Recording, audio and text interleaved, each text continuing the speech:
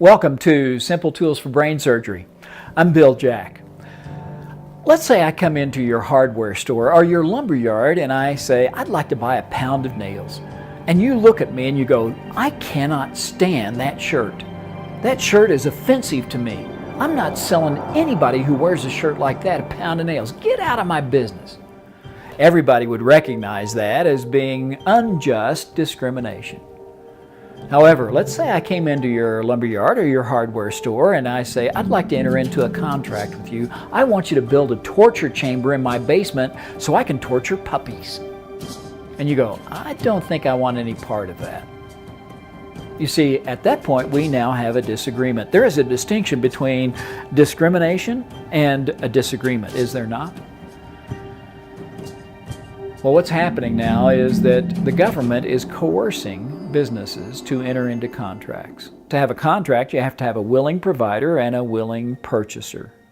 But the government is saying, based on public accommodation laws, we're going to force certain businesses to enter into contracts.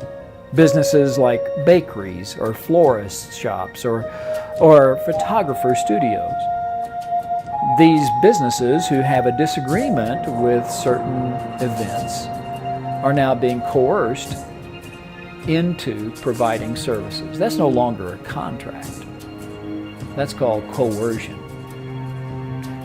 Take a look at what I mean. Ruling in Colorado today could have far-reaching implications when it comes to same-sex marriage.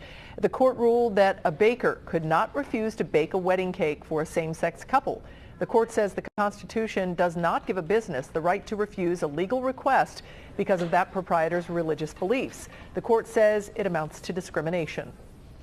Ruling is wrong. That the Constitution guarantees me the right to practice my faith, my religion, anywhere, anytime.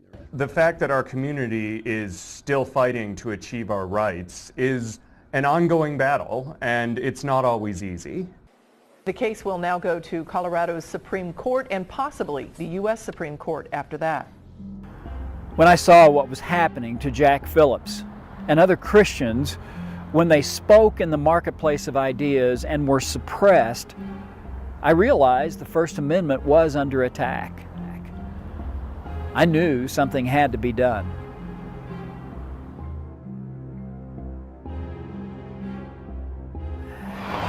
And so I approached several bakeries, such as Azucar Bakery, that advertise on the LGBT-friendly sites, and I requested 2 cakes, both in the shape of an open Bible. On one cake, I requested on one side, God hates sin, Psalm 45:7. On the facing page, I requested homosexuality is a detestable sin, Leviticus 18:22. On the accompanying cake, I requested on one side, God loves sinners. And on the facing page, while we were yet sinners, Christ died for us, Romans 5:8. Now, what did I request on the cakes? Basically, the gospel. God hates sin, God loves sinners.